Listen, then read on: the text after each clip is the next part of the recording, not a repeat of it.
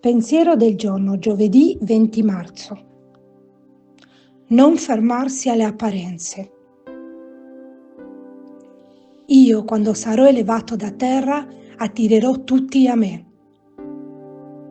Questa parola di Gesù è stupenda, in essa la chiave del cristianesimo. Che cosa vuol dire sarò elevato da terra? Questa espressione per l'Evangelista Giovanni significa allo stesso tempo essere innalzato in croce ed essere glorificato. Giovanni vede infatti nella passione e morte del Cristo la grande dimostrazione dell'amore di Dio per l'umanità. Ma questo amore è così potente che merita la risurrezione e frutta l'attrazione di tutti a Lui. Attorno al Cristo innalzato si costruirà l'unità del nuovo popolo di Dio. E non si può più separare la croce dalla gloria. Non si può più separare il crocifisso dal risorto. Sono due aspetti dello stesso mistero di Dio che è amore. È questo amore che attrae. Il crocifisso risorto esercita nel cuore dell'uomo un'attrazione profonda e personale che avviene in due sensi. Per essa Gesù chiama i suoi a condividere la sua gloria. Per essa li porta ad amare tutti come Lui, fino a dare la vita.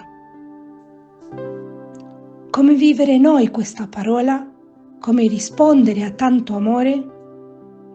Se Gesù è morto per tutti, tutti sono candidati a seguirlo, anzi di più, tutti sono candidati ad essere altri Lui. Guardiamo perciò ogni creatura umana con questi occhi, e cioè con uno sguardo d'amore che va al di là di tutte le apparenze. È stato detto che il mondo è di chi lo ama e meglio sa dargli nella prova. E chi meglio di Gesù l'ha amato. Così potranno amarlo coloro che cercando di imitare Lui si donano totalmente al prossimo con un amore disinteressato e universale. Chiara Lubich, estratti dal commento alla parola di vita, aprile 2000.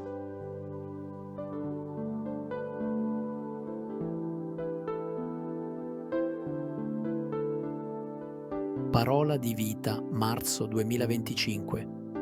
Perché guardi la pagliuzza che è nell'occhio del tuo fratello e non ti accorgi della trave che è nel tuo occhio. Luca 6,41.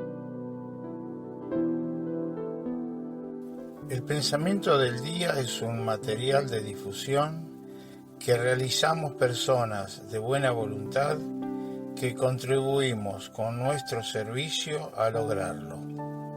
No realizamos ninguna interpretación personal a los escritos de Chiara Lubich. Solo lo difundimos lo más fiel posible.